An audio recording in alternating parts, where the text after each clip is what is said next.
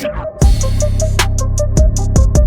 matter what your goal is, you will suffer to achieve it. So pick a goal big enough, it's worth actually suffering for. Poor people suffer, rich people suffer, single people suffer, married people suffer, entrepreneurs suffer, employees suffer. Suffering is a fixed cost. This is great. This is absolutely great. This is the epitome of my understanding of life at this moment.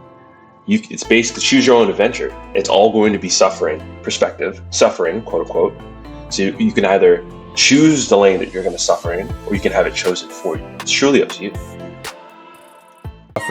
Suffering is a fixed cost of life. So pick a life worth suffering for.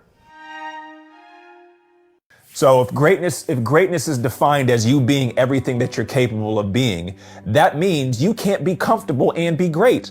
The two don't go together.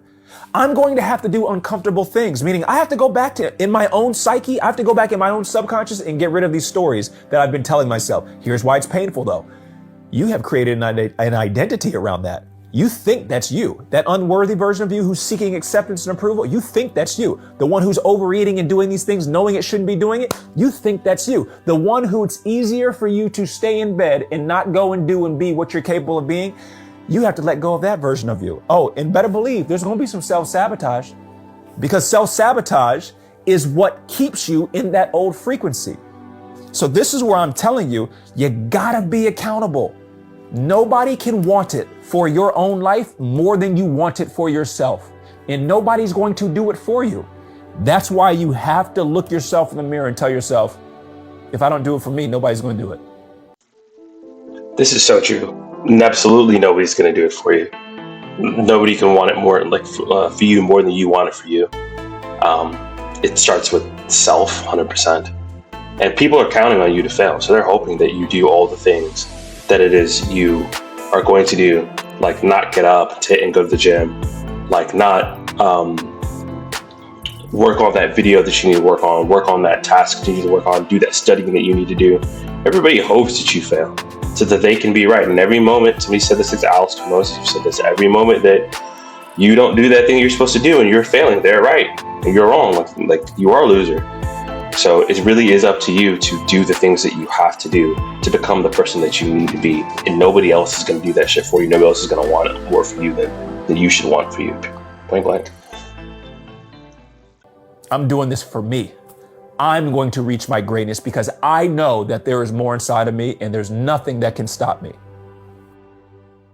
There's no fucking human in the history of the world that's ever achieved anything remarkable that had balance. Balance is the weirdest, dumbest, stupidest thing. People that desire balance are gonna be mediocre. Think about the term balance means everything's mediocre, same as, everybody's got the same. Go have that. But if you want more, it's gonna require you to sometimes go deep in the paint, go work at something at a level of obsession and focus and desire that every other person's gonna call you a little fucking insane. Now, okay, I'm really starting to come to terms with this recently, that there really isn't a such thing as balance.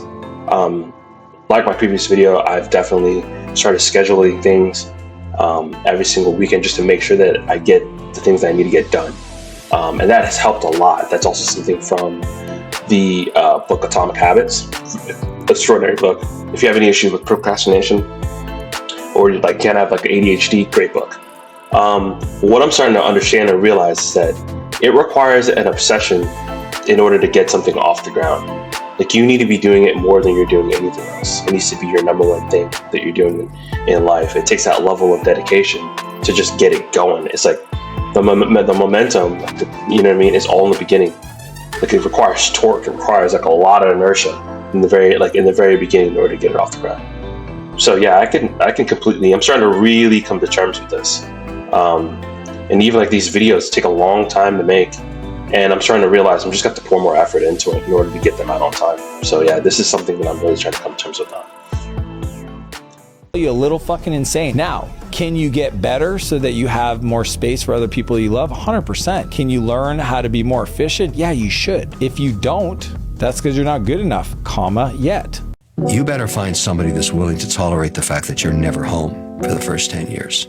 They're going to raise a family by themselves because there's no balance in life. That idea of balance is complete bullshit. I mean, it's Dan just Martell bullshit. just said this. I swear I didn't You have to say work stuff like so that. hard to compete globally these days in every sector. You're going to work your ass off. If you're going to be awake 18 hours, and you've determined that there's 3 things you have to get done, you're going to get those done. No matter what it takes, you're going to get those done. And you're not going to let anything distract you from the 3 to 5 things. If you're a CEO and you achieve that and you can get those done with 80% of your time based on that, you're extraordinarily successful. You are absolutely, and you're Steve Jobs or you're an Elon Musk. You made one of your things today, this interview. You're going to get it done.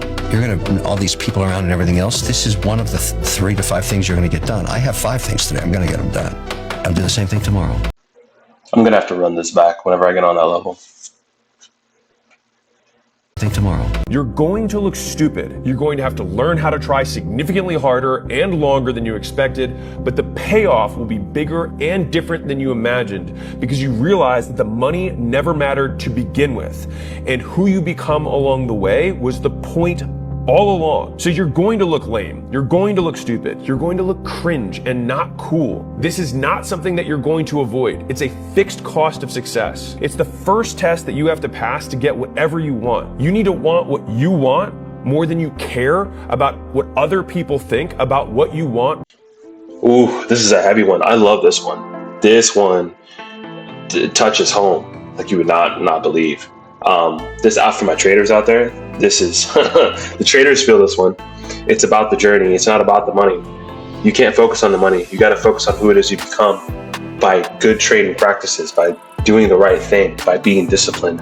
And it's cool because Tormozy, obviously he does marketing and sales, and yet the same characteristics apply to being successful in anything.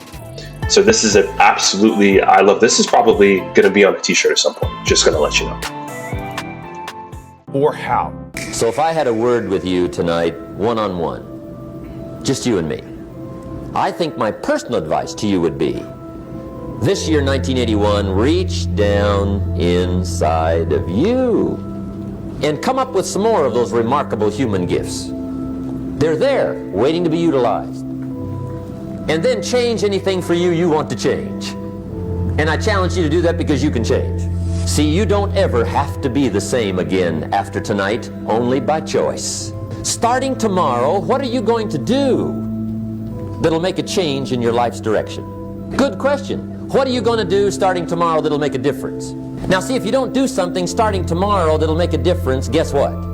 It's gonna be the same. And Boom, light bulb right there. I'm not sure if everybody caught that, so I wanted to make sure. If you do not do anything different tomorrow than what you did today, nothing will change. This is something that we intellectually know, but we don't keep in practice. Fundamentally, if you do not change your daily habits, nothing will change. Your life will stay the same. You have to do something different in order to have a different outcome. There's this saying that I think I love, that I've seen a lot lately. It's be, do, have. Oh, no. It's have, do, be, right? You need to have the thing first to therefore then be able to do the things you need to do. Therefore, then you can become the person that you want to become. Where that's actually backwards. You need to be, do, have. You need to become this kind of person who does the proper things. That person then has the things that they want to have. So everybody has it backwards. And like that broke my brain when I first understood that. It really is a be, do, have situation, not a have, do, be. You need to be the person who does the stuff you need to do first before you can have the things. guess what? It's gonna be the same. And see, that way you can guess what the next 5 years are gonna be like. Look at the last 5. Because the next 5 are gonna be like the last 5 unless you, major key, tomorrow, change it all. Or change a little, or change something, or don't change. It's choice time. You can do whatever you want. But it's nice to know any day you wish you can change your whole life. Wpadłaś mi w oczy jak letni wiatr. Zabrałaś ze sobą mój pusty świat. I love the outside and inside transition. Zero threshold is so nice. Nadajesz sens tym wszystkim chwilom, wiesz. Twoje oczy jak gwiazdy nad miastem. Nocą twoje dłonie niosą spokój, który wciąż chłonę. Wchodzisz w moje życie i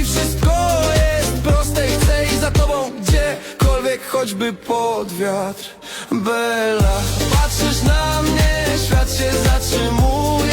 After exiting for an insane amount of money, you kind of took a step back from wealth creation mode and into wealth preservation mode. Where are you investing your money right now? I think our net worth right now is like $108 million or $110 million. So I have about 50% of my money in the stock market invested in equities, both ETFs as well as, individual stocks. There's about 15% invested in real estate. Some of that's cash flowing. This is our primary house. I've got about 5% in private equity deals that I do. Private equity is very risk averse. They only do deals that are going to make them money. So I've experienced that. So I wanted to be an investor in that. I do about 5 to 10% of direct investments into startups myself in spaces that I understand and in founders that I believe in. I've got like 2% in crypto and then probably like 5 to 10% in hedge funds. But I'll tell you. Wow, she just gave us the sauce, didn't she?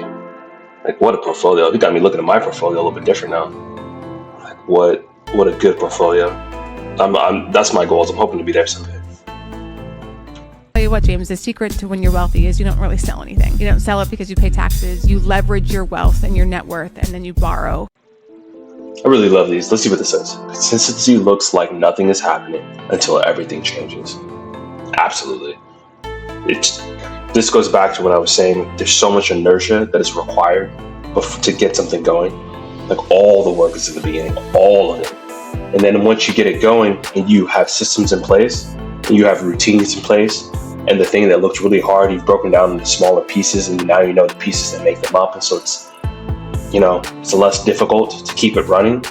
Then everybody goes, oh yeah, look at that. You know what I mean? It was so easy. You just came up out of nowhere, blah, blah, blah, blah, blah. They didn't see all the work that was done in the beginning. And that's why a lot of people who watch the highlight reel have a hard time catching up to you because they don't understand all the work that was required in the beginning. And that's why you have to do it. Because if you just start, you'll be so far ahead of everybody else because they're not doing the things that are required in the beginning. They're only looking at the maintenance stuff that you're doing now. Two things that control your entire experience of life are meaning and emotion. The meaning you give something creates the emotion of your life, and your emotion controls all of your decisions. You will make a radically different decision in a state of bliss or joy or gratitude or fun than pissed off, enraged, or feeling victimhood. So we only feel a feeling because of the meaning we give. The quality of your life is the emotions you consistently experience. Two things that control your entire experience of life. I'm gonna have to run that back because I needed this today. Two things that control your entire experience of life are meaning and emotion. The meaning you give something creates the emotion of your life, and your emotion controls all of your decisions. You will make a radically different decision in a state of bliss or joy or gratitude or fun than pissed off, enraged, or feeling victimhood. So we only feel a feeling because of the meaning we give. The quality of your life is the emotions you consistently. Wow, that hit heavy today. You ever feel like the world and the environment, the people around you are trying to marginalize you and keep you small so that this way you can't outgrow them? You know what I mean? People can tell when they're around somebody who's an achiever. They will assume you are a threat to them, and quite frankly you are, and actively try to marginalize you. This is when this quote really hits home. At least it is for me. And you have to remember that you're giving meaning to the situation. At least for me, the way I'm seeing this is that if I give meaning to this, if this matters in some sort of way, this matters more than it does. This isn't just a stitch in time, but just a irrelevant piece of anecdotal experience that once I get to where I need to be in life, it's not going to matter anymore. If I give any more meaning to it than that, then I'm going to sit in that misery. And I'm not going to be doing the things I need to do in order to progress forward, right?